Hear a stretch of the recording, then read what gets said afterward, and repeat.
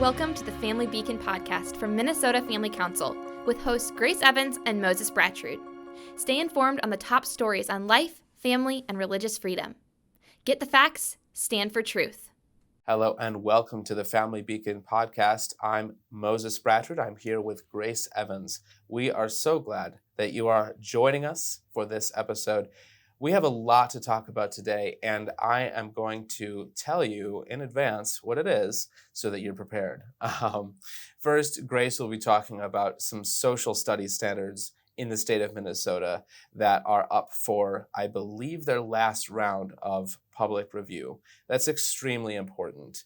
I believe, Grace will give more details, I believe these standards govern what is taught in all public schools across the state, and so it's extremely important. Unfortunately, those standards have some serious flaws, so Grace will talk about that.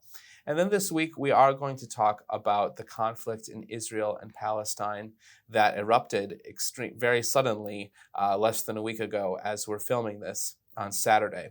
So we're going to talk about that. We're going to talk about what the response has been, and also just how Christians can think and pray about that situation.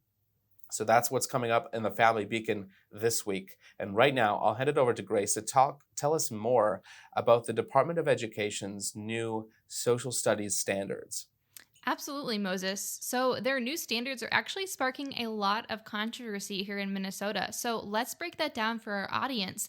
And also, I'd be really interested in your thoughts on this, Moses, because I know you're passionate about this issue. So I'll just kind of brief our audience on what went down. So the Minnesota Department of Education very quietly last week, they went and they published a notice of intent to adopt its proposed social studies standards in the Minnesota State Register. That same day, the Minnesota Department of Education also published a statement of need and reasonableness, or as they call it, SONAR, which purports to explain why the new standards are reasonable and necessary for Minnesota public education. Now, this is Alpha News reporting, and we will have the whole article linked down below for you guys to reference. This SONAR, this quote, statement of need and reasonableness that I just mentioned to you, claims that Minnesota needs to quote, repeal and replace its 2011 standards because the new standards that they have drafted reflect, quote, continued academic research related to learning and instructional practice and are responsive to changing needs of society. Now, that there in and of itself doesn't sound bad. That sounds good. Like, okay, 2011 standards are outdated for education. We should update them and make sure that they are responsive to the changing world. That sounds good, right? But let's dig a little deeper and look what happened last year. There was actually a lot of pushback on these standards. Last year, the Center of American Experiment actually published a pretty scathing report by Dr. Wilfred McClay, who is a very nationally famous expert on K-12 education, and he just totally attacks these revised standards that the Minnesota Department of Education wants to implement. He says that the radical ideological assumptions behind the revised standards amount to a repudiation of everything that the serious study of history and civics has ever meant in this country or any country.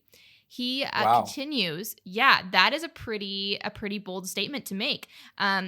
He continues, he says, can these standards be repaired, adjusted, and made compatible with the fundamental aims of civic education as it has been? I don't think so. I think they are fundamentally flawed, that the only solution is to jettison them and start over, using the 2004 standards as a guideline for how the next revision should be done. So here we have this nationally renowned expert on education in our nation coming out and saying these new standards that Minnesota has just dropped a notice of intent to adopt is utterly beyond any help. It can't even be revised to show a proper study of history to its students. Now, kind of going hand in hand with this, I want you guys to remember what happened in 2023, last legislative session, where our legislator passed an education omnibus bill that required the Minnesota Department of Education to, quote, embed ethnic studies as related to the academic standards during the review and revision of the required academic standards. So this just goes hand in hand with what we're seeing here. We see this big push in our legislature, in our culture, in our education system to change our standards. And let's read more of what this expert McClay has pointed out in his report about a year ago. He says that this standard requires, quote, first graders to identify examples of ethnicity, equality, liberation, and systems of power, and use those examples to construct meanings for those terms. Not only that, but you get to fourth grade, and the standard requires fourth graders to identify the processes and, quote, impacts of colonization and examine how discrimination and the oppression of various racial and ethnic groups have produced resistance movements. And then in ninth grade, you guys, by this standard, the students are actually required to, quote, examine the impact of U.S. imperialism and foreign policy on immigration patterns, to examine the construction of racialized hierarchies based on colorism and dominant European beauty standards and values. Moses, let me just stop there for a minute. What are your initial responses to that? I just, as you know, Grace, I have studied history. That is what I did my master's degree in. And one thing that's possibly unavoidable, but certainly questionable, is the inclusion of words like imperialism. Mm-hmm. And like, if I just put my historian hat on for a second, when you use the word imperialism, you are making an assumption. You're starting from an assumption. So I would say that it is possible, this is certainly something that many historians believe, that the U.S., although we have never had and still do not have a ton of colonial possessions overseas, but at one time we took over Hawaii, we took over the Philippines, and there are some examples in Central America. Of course, we don't control the Philippines anymore. Hawaii became a state. So it's not exactly a colonial or imperial possession anymore. People make the case about Puerto Rico, but that's not really that large of a place. And so like people will argue about whether America has ever been a true empire. So I guess the approach that I have to this is, shouldn't we like come to that conclusion through study and through looking at the facts, rather than starting with the assumption, and that's what these standards do, starting with the assumption that America has acted in an imperialistic way towards X, Y, and Z. And so let's look at how imperialism works itself out. So instead of, these are the actions of the United States in the Philippines or Guam or the Middle East, now you decide as the student, do these actions, are these in our national interest? Are they imperialistic? Mm-hmm. Is that good or bad? And then, so like it doesn't seem like you're teaching critical thinking. It seems like you're teaching sort of just accept imperialism as the standard by which historical acts are judged. Is this act imperialist and then it was bad? Was it non-imperialist then it was good? What does that even mean? And then we of course have the same thing with race, like racial beauty standards. Like that's something that you mentioned.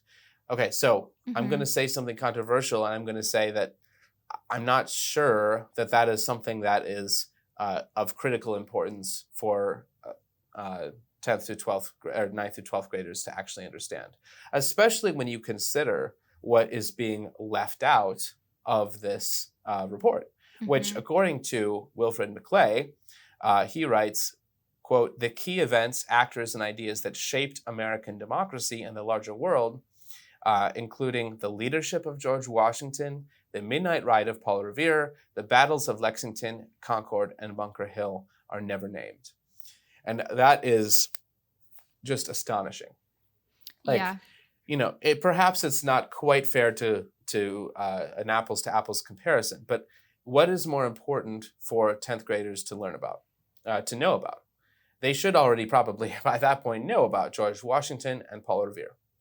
Racial beauty standards, to the extent that those are something that we should discuss and talk about, that sounds to me like something that is less important than the Midnight Ride of Paul Revere. Okay, I'm not going to say it's unimportant. I'm just saying, let's talk about what is being emphasized, Grace, and let's talk about whether those things are ideological in nature or based on what actually happened and what's actually important. Like realistically, Grace, I'm just asking you this as a question. Do you think it's more important to know about George Washington or to know about racial beauty standards? Well, I've never really thought learning about our country's founding was that important, Moses. Just teasing. No, I think you make some really good points there. It's helpful to hear your perspective as a historian, just your thoughts on this, Moses. And I think you're absolutely right to point out that quote from Maclay that we're missing a lot here. Our students would not be learning the very important things about America's history.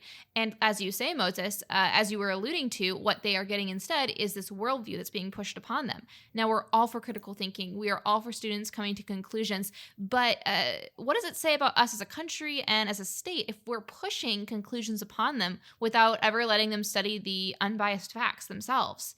Maclay concludes as part of his report, he says, quote, "It is oppression narratives as far as the eye can see in this new standard."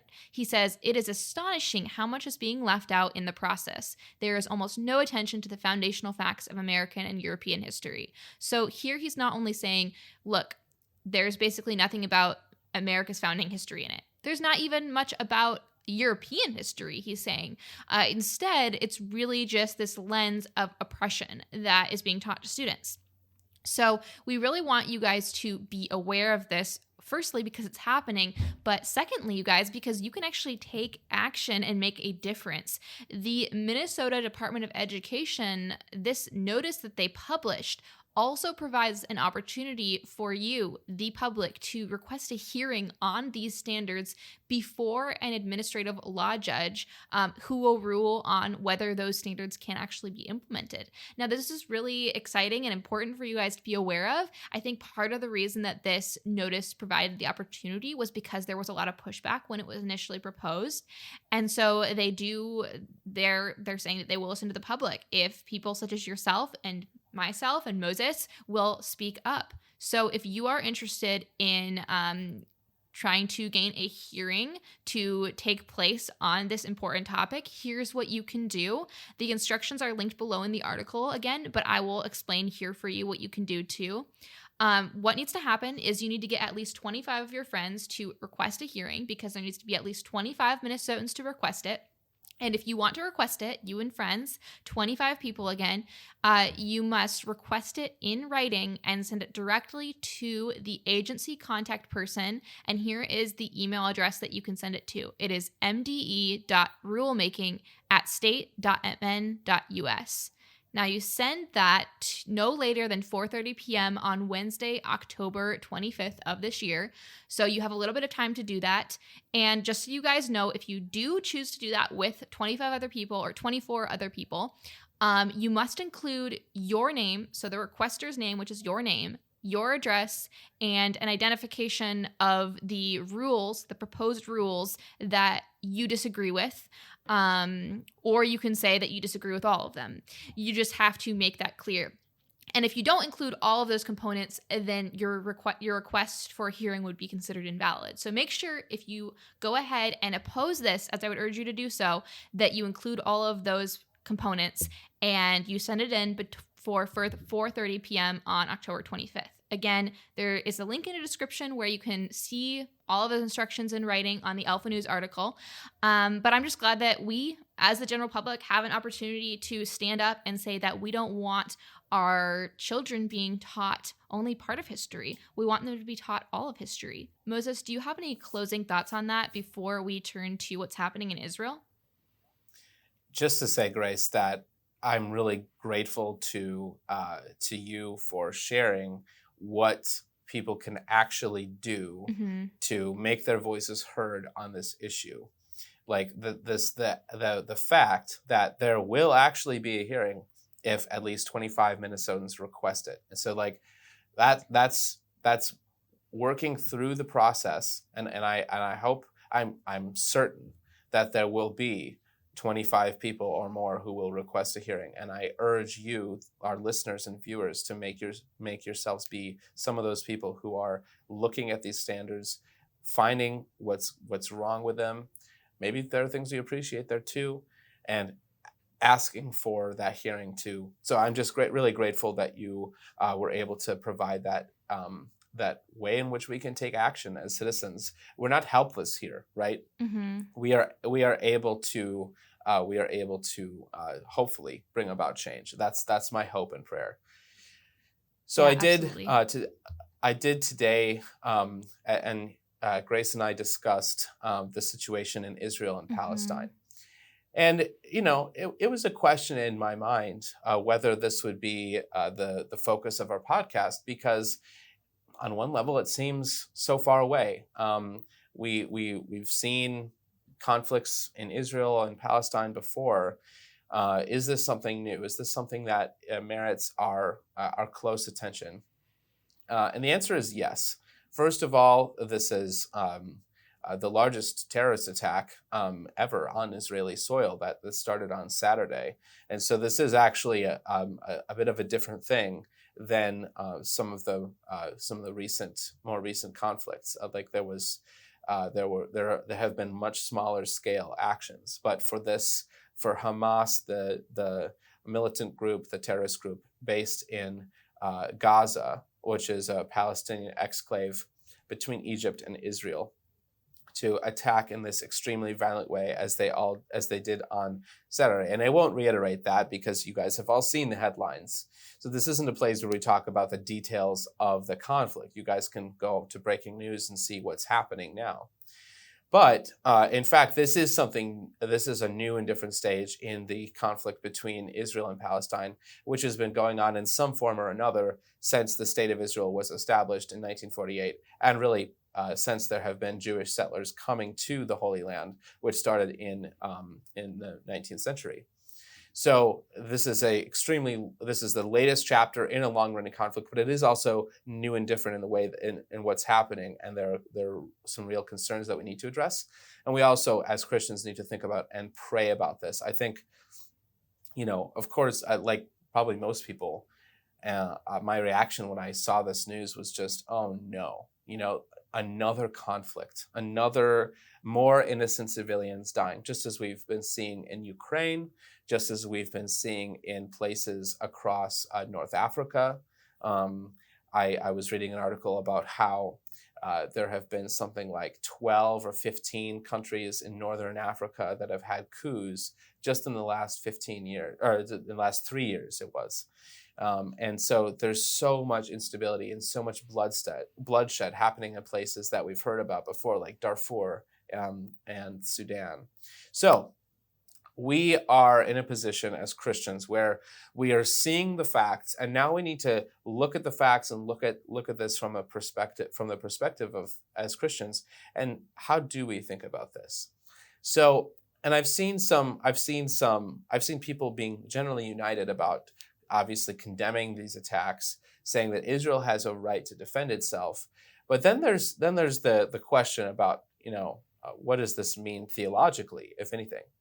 And there are Christians who strongly disagree with each other about the role of Israel and the Jews in biblical prophecy.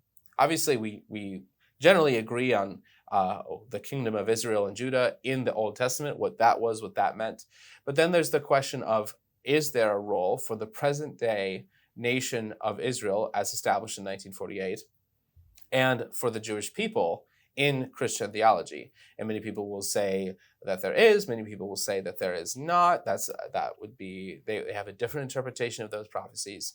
So I'm not here to just like I'm not here to talk about current events to give you minute by minute updates on this conflict. I'm also not here to adjudicate on different theological viewpoints. What I want to focus on is what can bring us together as Christians. And whatever our views are on the question of Israel and its theological implications, we can support the right of Israel to defend itself by finding and rooting out the terrorists who have caused so much havoc in the last week. Mhm. And we can support Israel in its aims. Now, we want to do this without being bloodthirsty. Hamas is a group that we've seen them operate in this way before. We know how they operate. They because Gaza is so close to Israeli guns and missiles, basically, and because it's packed with people, it's one of the most densely populated places on earth. Hamas operates using a system of civilian shields, essentially. They will put their command posts and their weapons and sort of thing in tunnels underneath things like hospitals and schools.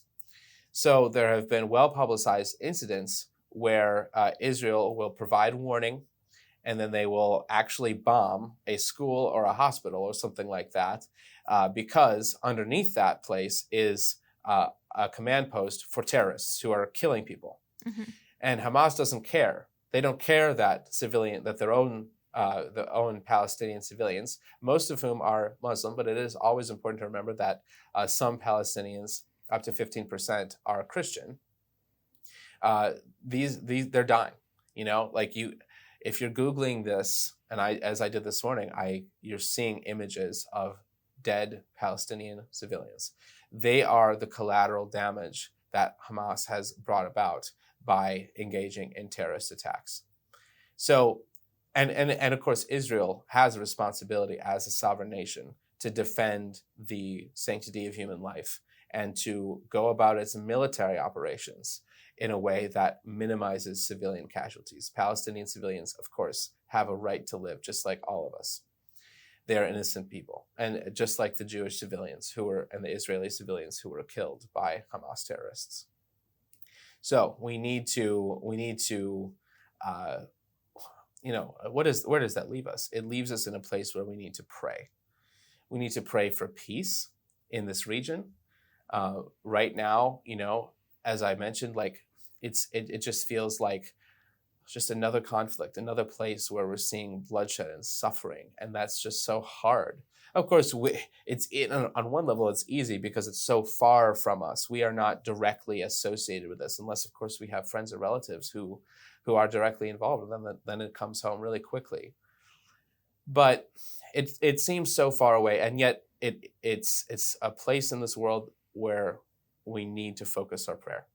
And I'm going to, this will be my verse for today, so a bit of a spoiler, but the peace of God, which passes all understanding, is something that we can still pray for and hope for all of the people involved. And while this conflict is far away, it has local implications, and it's really been interesting to see those. And Grace, do you want to talk about how people are on different sides of this controversy here in Minnesota? Can you talk about that? Yeah, absolutely. Let's bring this discussion local. Moses, first of all, I just want to say I appreciate you emphasizing how we need to really pray for both sides of civilians in this issue. There's Palestinians and there's Israelis, both of whom who are innocent and who are, they're the collateral damage. So I appreciate your emphasis on that. Let's discuss something that happened in Minneapolis this week. About 100 people were gathered in front of Senator Amy Klobuchar's office, and they gathered around it, and they were waving Palestinian flags, and they held signs with statements such as "Free Palestine" and "Stop Israel Genocide." 2 days after Hamas attacked Israel, killing more than 900 people again, and that was including 11 American citizens, which you guys probably already know. There was one protester at that demonstration who appeared to be flying a Palestinian flag with the Hamas symbol on it. Now, Moses, let's be crystal clear. There is no excuse for that. There is no excuse for an American, a Minnesotan, to be flying a Hamas symbol. That is a terrorist symbol. We condemn that. And it's heartbreaking to see some Minnesotans be supporting terrorists. Now, what are these other people saying? These other people with flags that are waving things such as Free Palestine. What does that mean? Well, there are some people in Minnesota and in our nation that are buying into this certain mindset that Palestine needs to be freed, in the sense that Israel is oppressing them, and they think that Palestinians have the right to own Israeli land, and that they have the right to conquer it and have that land for themselves. And so that's what these signs, these statements mean. Now, of course, we know that Israel deserves its own land. It is a sovereign nation. And so that has been hard to see. It's been hard to see people in our state doing this. So this protest, Can I add something there, Grace? Yeah, go ahead. Yeah, so I agree with what you're saying. Mm-hmm. And there it's support, wearing the symbols of a terrorist organization, Mm-hmm. unacceptable. Mm-hmm. Saying that Israel does not have a right to exist. Well, you can say that. That's your point of view. But if you're going to talk about that in a way that has terrorist actions attached to it, like by cheerleading for Hamas, like these people are doing, that's completely unacceptable. And I just wanted to make a foreign policy note. Like, Mm-hmm. many people are in favor of supporting a separate state for Palestine. That's fine. That is what people going back decades have talked about, a two-state solution in which places like Gaza and the West Bank would become an independent Palestinian state. However, and the people that you referenced who say that Israel is the problem, Israel, of course, has, they have been at war with various elements and factions since Israel was established. However, even Israel has committed to a two-state solution, at least on paper and in theory. That was in the Oslo Accords way back in the 1990s. So everyone, in theory, is on agreement that the Palestinians should have independence, and they should have the land that they currently have, right? Mm-hmm. However, the difficult thing is the question of, well, there's a couple. This is one of the most complicated conflicts that's going on right now in the world, because it's such a patchwork. But I think we really need to say this. The reason why Palestine is not currently an independent state is not because of not primarily because of Israeli aggression. It's because Palestinians have not been able to bring themselves to support the parties in Palestine, like Fatah, who support an coexistence between Israel and Palestine.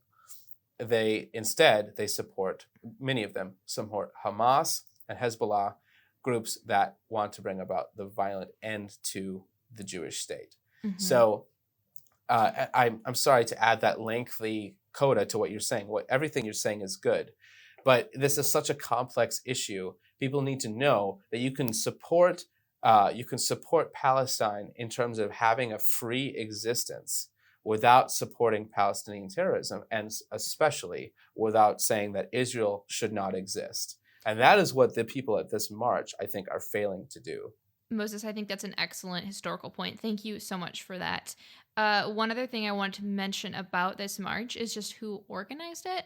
And I think it says a lot about the march when you look at the organizers. So it was primarily organized by the Minnesota Anti-War Committee, and it was attended by several University of Minnesota students that are part of a democratic society, along with guess what? Minnesota Abortion Action Committee. Other groups who odd to see them there. Right. How odd to see them standing up for terrorism. Other groups who were also included in that protest and helped organize that protest were Women Against Military Madness, Minnesota Boycott, Divestment and Sanctions Committee, Minnesota Peace Action Coalition, and Freedom Road Socialist Organization, Minnesota. Now, one thing I also wanted to mention is that there was actually a Jewish man there who is standing on the opposite side of the street from those people that were flying those Palestinian flags, some of them with the Hamas sign. And this Jewish man, was holding a cardboard sign that was actually written in Hebrew, and it said, "The people of Israel live." And he spoke with an Alpha News reporter, and he told them that he was there to express another point of view. And you guys, I think that he gave a very gracious response, um, and honestly humbled me to see his response. So let me read it for you. He said, "I do believe most of these people have their beliefs in good faith, but I find it rich to come here and be chanting about genocide when there is a group who is currently, or for the past few days, massacred Jews that explicitly says they want the genocide of Jews." Now, I think he hits it right on the head there. He's saying you can, in good Absolutely. faith, have beliefs about Palestine. That is fine, but you cannot support genocide. You cannot support those who support genocide. He also, this Jewish man also said that, the violence taking place in Israel is heartbreaking. He says that he believes the people supporting Palestine are doing so in good faith. He says what is happening in Israel is genocide against the Jewish people. And wow, I just thought that was a great response. Not angry, not vengeful, but just stating the facts calmly and assuming the best of people while still standing up for truth and speaking the truth about what is happening to his people in his homeland. One other thing I wanted to note about, Minnesota specific is that the Twin Cities Democratic Socialists of America, who again were some of these organizers, they released a statement of solidarity with Palestine. And they said, just as Palestinians took to the streets after George Floyd was murdered, we are resolved to show the same solidarity in defense of Palestinian liberation. The statement said that, or the group said that it is committed to the repatriation of land in Minnesota, along with the black land for with land back, along with land back for Palestinian people. So again, that ties into exactly what Moses was saying, all of the history he helpfully broke down for us. In the same statement, they said that they are resolved to build our capacity as a chapter to take our fight to the city halls, to the state capitol, and to the halls of national power in the USA to end all U.S. financial support for the Israeli settler apartheid regime. So I think we can, and Moses, I'll want your initial response here too. I think that, we can learn a lot from that Jewish man at the rally who said, there are people in good faith that are supporting Palestine. However, the fact that this statement and this group, this Twin Cities Democratic Socialists of America, are hoping and urging U.S. and Minnesota to not send any financial support or any support whatsoever to these Israeli citizens, that is, I don't even have words. I don't have words. Moses, your thoughts? Yeah, I think, this is the radical and really shocking statements that people will make, because remember, this is not a response to an Israeli attack on Palestinians. This is their response to what happens when terrorists go and massacre Israeli citizens, including children, hundreds women, of children, the elderly. Yes, yeah. So this is their response to that. They just trying to turn the page and talk about U.S. financial support for Israel. That's a political point. We can debate that. I want you to come out and say terrorism is wrong, genocide is wrong. And that is what I saw a clip. I saw a clip floating around from like 20 years ago. Interaction between a Jewish professor and a Muslim student, and they were having this debate. And the professor just asked the Muslim student, "Will you condemn Hamas as a terrorist organization?" And the student was forced to say, "I support Hamas." So it's wow. That is like, if you just peel back the layers, it's not far sometimes before you get to support for actual genocidal policies. Now, of course, some people, they just want Israel to stop getting money from the U.S. That's not in itself a bad what am I trying to say? It's not an unacceptable point of view. If that's your view, that's fine. Argue for it in the court of public opinion, and who wins, wins. But support for genocide, that is crossing a line. And when you're marching like this right after this terrorist attack on Israel, not by Israel, again, it's just, it's shocking. And I think you had one more thing, Grace, to share, because Minnesota's Congress people, at least one of them, she made her voice heard on this, didn't she? Yeah, she did. And it really is not hard to condemn terrorism, to condemn genocide. But what we see from voices like the voices I just mentioned and from various public figures is we're seeing, condemnation of colonization. That's it, but not condemnation of terrorism. So Ilhan Omar recently tweeted out, she's had several responses kind of back and forth on this issue, honestly, which I won't go into. But Ilhan Omar tweeted out, part of her tweet reads, "As the world is condemning Hamas's attacks, we must also oppose an Israeli military response that has already taken the lives of hundreds of Palestinians, including nearly 24 children." She said that as part of a 12-tweet thread that she unleashed on Monday. Now, I think we can all agree that no country is ever perfect when defending itself from terrorist attacks. There is no perfect way to deal with that. But regardless, swift action is always necessary when your country is being attacked by terrorists. And as we've already discussed in the podcast before, Hamas is hiding underneath and right next to its own innocent civilians. And Israel is quick to issue warnings to the innocent Palestinians, urging them to flee. And Hamas tells its own citizens to ignore these texts, to ignore these calls, showing that they don't care one bit about these innocent citizens that are their own citizens. So what we're seeing here from Omar is it's her just opposing Israel's own right to defend itself, to defend its citizens from being massacred in their own beds, from being mutilated, their women from being raped, babies being decapitated. She is saying, she's calling for a ceasefire. That is what she's calling for, which there can be no ceasefire. Israel must defend. It must defend its citizens. It must. And Moses, what are your thoughts on this? Well, I mean, to your question about a ceasefire, I think it would be stupid from the perspective of the Israeli government to stop until they have defeated the terrorist elements who have attacked their nation in such a vicious and bloodthirsty manner. That would be akin to national suicide. Absolutely. I think that's all I have to say. I agree with everything you said. And it's easy to laugh at, but I mean, ceasefire is what many politicians are calling for. Many Minnesotans, many Americans are calling for ceasefire.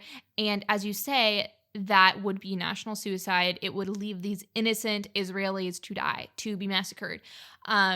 So it is really shocking to me that people will genuinely call for that. So you guys, we wanted to give you the truth, give you the facts on what's happening in Israel. Again, not going into all of the nitty-gritty details because those are making huge headlines, but to really give you a Minnesota-specific perspective as well as a biblical perspective, because that is our goal here on the podcast, to give you the truth, especially about what's happening in Minnesota from a biblical perspective.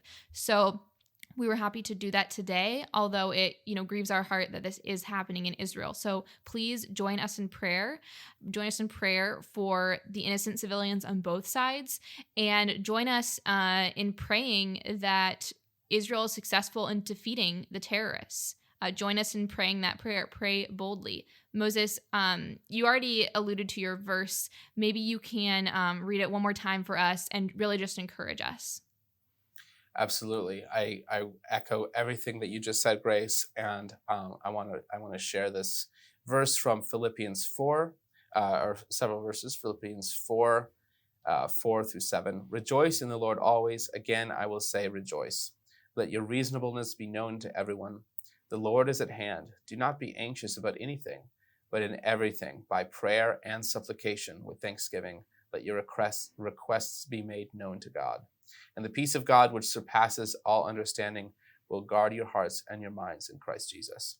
And I think there's two applications here. One, we are tempted to think that everything is outside of our control, whether that's events in the world, events in our own lives. And of course, that's true. We are not all powerful, but why can we trust in the peace of God? Because of God's omnipotence and his power and the fact that he answers prayer. Let your requests be made known to God. So we can trust in him, we can hope in him. And when we do prayerfully, whether that's about the situation in Israel or anything else that's troubling us, including things that are deeply personal, if we trust those things to God, the peace of God will guard our hearts and our minds in Christ Jesus. That's the promise. So let's cling to that as Christians. That's one of just such an incredible verse and such an incredible comfort to so many people. Grace, I want to ask you as we close out this episode, what have you been reading this week? Yeah, so I am reading Christian Reflections by C.S. Lewis, which is a collection of essays written, on the Christian life. So that's been really encouraging. And I think I've been reading that for a few weeks, just kind of reading it slowly, one essay every 2 days or something. And then I'm actually rereading the Laura Ingalls Wilder series just in free time So at good. night. So fun. Yeah. How about you? I just dipped into a book called Far from the Madding Crowd by Thomas Hardy. This is another 19th century classic. I was really burned, Grace, because I finished The Mill on the Floss by George Eliot. And nobody told me that it was a tragedy, Oh, So no. like I just didn't know. And I really try hard to avoid spoilers. Like I will not even read the jacket of a book. I just want to start the book. If I've heard it's good, I just want to start it with almost no preconceptions about what it is. But The Mill on the Floss by George Eliot is a tragedy. So you heard it from me if you're considering reading it. So Far from the Madding Crowd by Thomas Hardy. This is later published in 1874. And it is certainly, I did Google and beforehand. I don't know what happens, but I do know that it's not a tragedy. And that is important because Thomas Hardy is known for writing some extremely sad books like Jude the Obscure.